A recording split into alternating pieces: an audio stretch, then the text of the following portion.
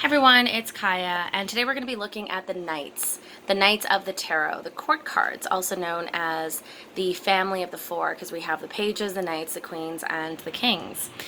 So, as you know, with the pages, they comprise the element of earth. So they have an overarching element, all of the court cards do, and then they also have the individual sign or element that corresponds to them.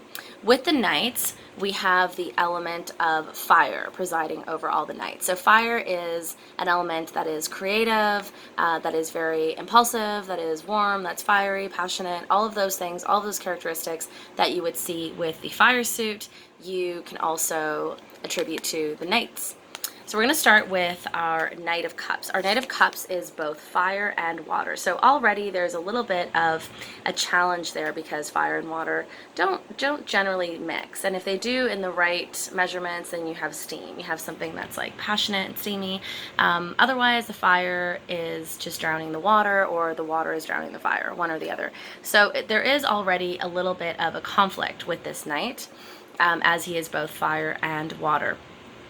He's holding a cup, so he comes in with the promise of friendship, the promise of love. The knights have a lot more action to them. So while the pages are more messengers, the knights are more action oriented because they are fire element. So here the knight comes with a cup. The cup is a little bit oversized still, so this knight is still a little bit hopeful, optimistic, and his lower polarity may be a little bit naive even. And he is riding with armor. He has the plume here, the feather up on his helmet. So this is the plume of higher consciousness, of higher pursuits, and there's a lot of water here as well. So the water corresponding to his suit, which is a suit of water, and also to the emotions, since water and the suit of cups is all about the emotions, all about feelings, all about the deeper consciousness and the psychic realm as well. If we look at our Knight of Cups, you'll also notice that there are some fish along his suit, and the fish also speak to the element of water. They also speak to the element of transformation. So there's a lot of transformative energy to this knight, and he's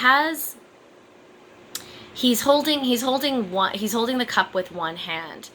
So there's still like this stoic element to him. He's very brave and very proud as well. You'll notice the page, in the Page of Cups, he has this oversized cup, and he's holding one hand to his hip, even though the cup is obviously heavy and he's got a fish coming out of it. But now the fish is on his armor. So in that sense, he has come into a higher learning, where now he's not, having this fish just pop out and trying to grab his attention, but it's now also part of his armor. It's embedded into what he wears. It's a part of him. And there's a lot of water elements around the horse as well.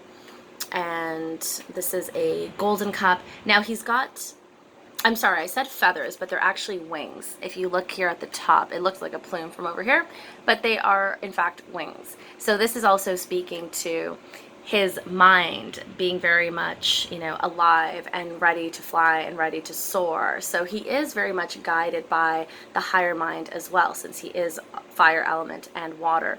So he does have this propensity to also fly with his dreams.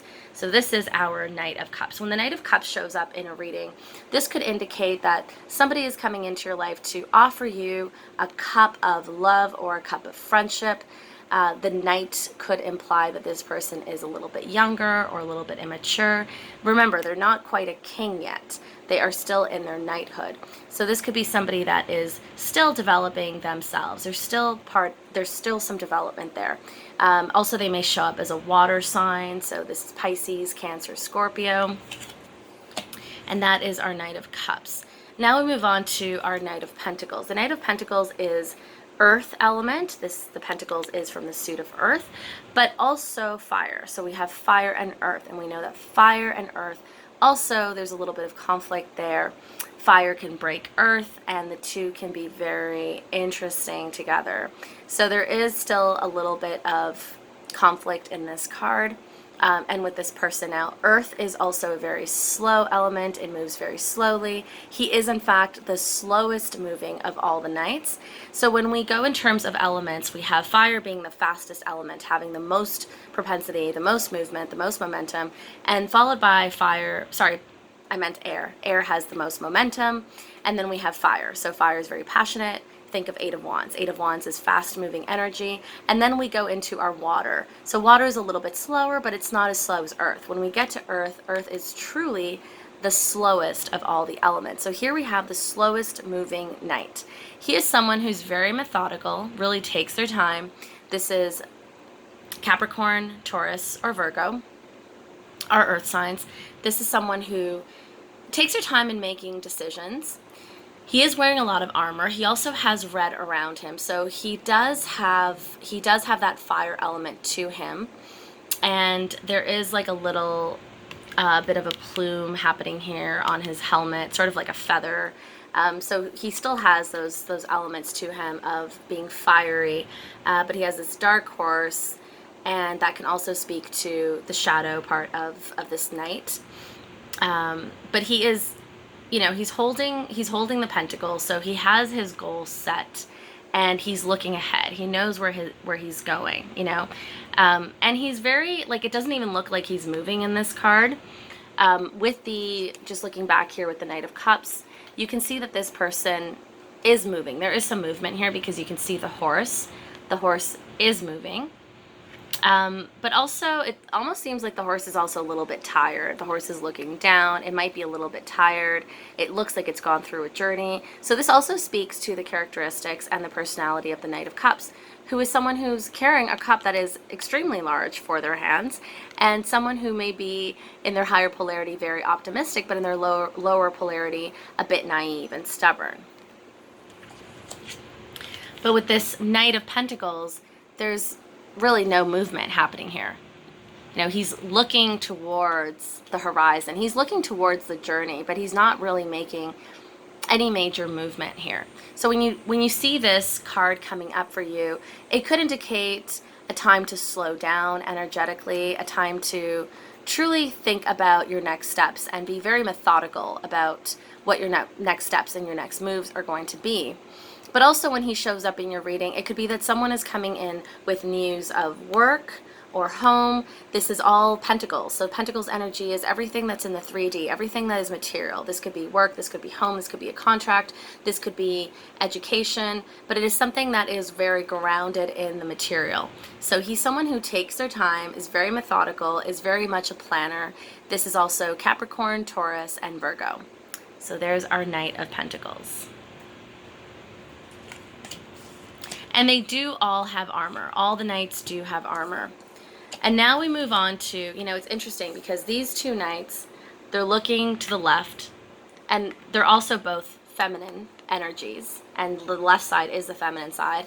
And then we have the two knights here, fire and air, masculine energies, masculine signs, looking towards the right, which is the masculine side. So that's kind of interesting, right? Now let's look over at our Knight of Swords. There's a lot of movement here with the Knight of Swords. In fact, Swords is the quickest of all the elements because air is the fastest moving element next to fire. So we have here a knight that is very momentous, full of momentum, full of action, going in strong. His sword is up. He's ready to go into war, ready to start something new. His horse looks like it's ready to win some kind of marathon. Like, there's a lot of action here. The two of them are very much committed to reaching their goals. The clouds in the back, they speak to maybe a little bit of turbulence, but they don't care. They are set to win whatever they're setting out to win. There's a lot of movement here. There's a lot of victory.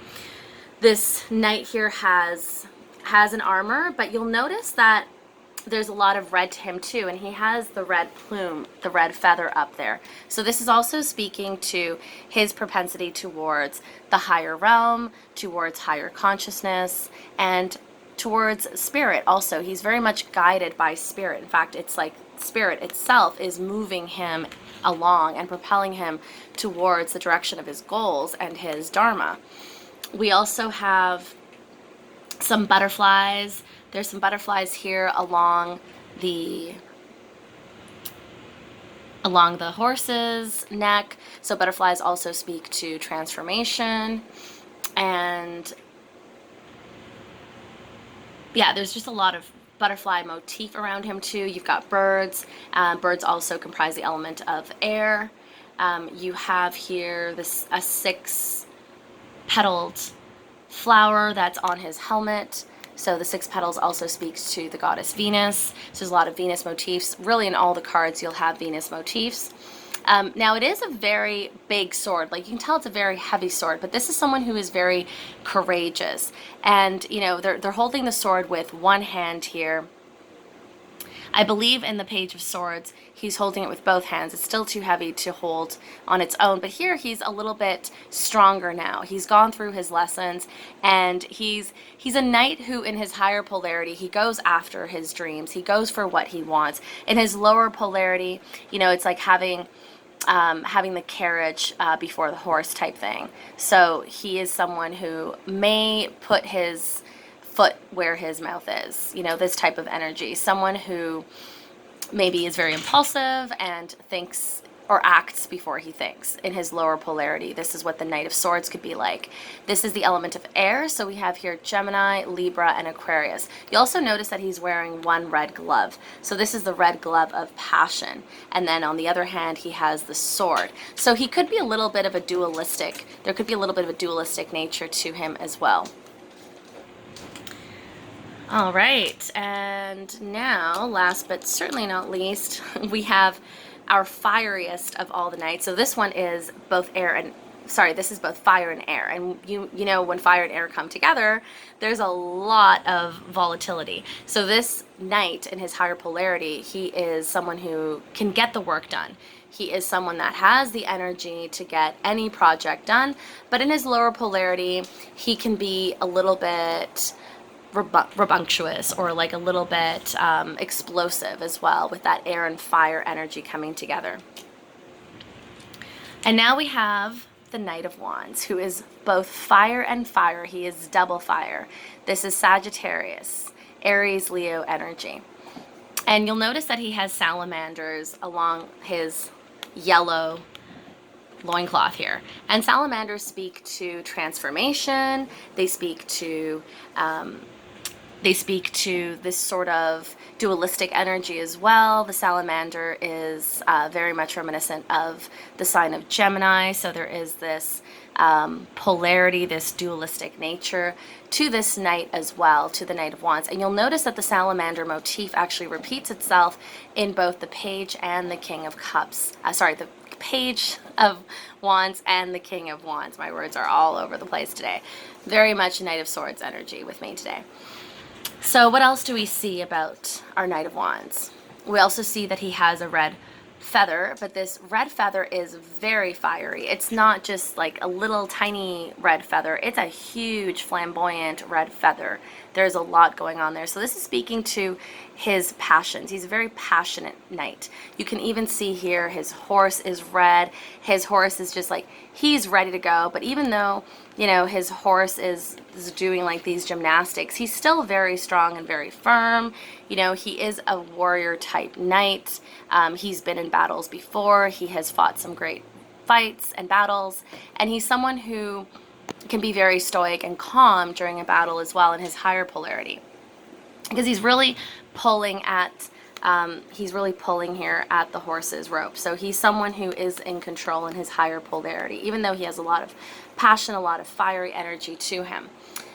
You'll also notice that the wand he is carrying, the wand looks a little bit smaller here, but we can't see what's behind the horse. So it could be a little bit, could go a little bit over here, but it's still much shorter to him in comparison to the Page of Wands. That looks like a very, very large, oversized wand. So here he's definitely more in control of his element. He's definitely gone through his lessons, and he has refined himself in many ways. Also, you'll notice that the wand is alive. It's not a dead stick. It has plants growing out of it. So this is also speaking to his aliveness. He's very alive, and he's someone who is in constant evolution and constant growth. This is our Knight of Wands. And when the Knight of Wands comes to you, this could indicate that someone is coming to you from a fire sign, could be an Aries, Leo, Sagittarius. Wands also have to do with the spiritual and the creative domains. So this could be somebody who is coming towards you to maybe get you a little excited about a new project or a new spiritual endeavor. We didn't talk about the Knight of Swords and what he means when he shows up in a reading. When the Knight of Swords shows up in a reading, it could be that some fast moving energy is coming towards you, right? Also think Eight of Wands energy. So this is an energy that's coming in really, really fast. This could be a person. This could also be an energy. So when we look at the court cards, they can be both people that are coming into our lives. They can also be energy. So when we look at energy, think of the overarching element that the Knight represents, in this case, fire and air, and think about what those characteristics mean to you and how you can incorporate those characteristics, those personality characteristics into your own life to help you with your own spiritual, professional, emotional development, right? Since they all really talk about our emotions as well and our inner psyche. So there we have the Knights. There are our Knights, the ones that look towards the left, the Knight of Cups and the Knight of Pentacles being more feminine, and then we have the fire and air elements, and Knights looking a little bit more masculine and looking towards the right. So there are Knights. Hopefully this gives you a little bit more insight into how the Knights interact with you in a tarot reading and how they interact in your own life as well. I hope you enjoyed that, and our next video is going to be on the Queens, and then we will finish our 4-part course of the courts with our Kings. Thank you for watching.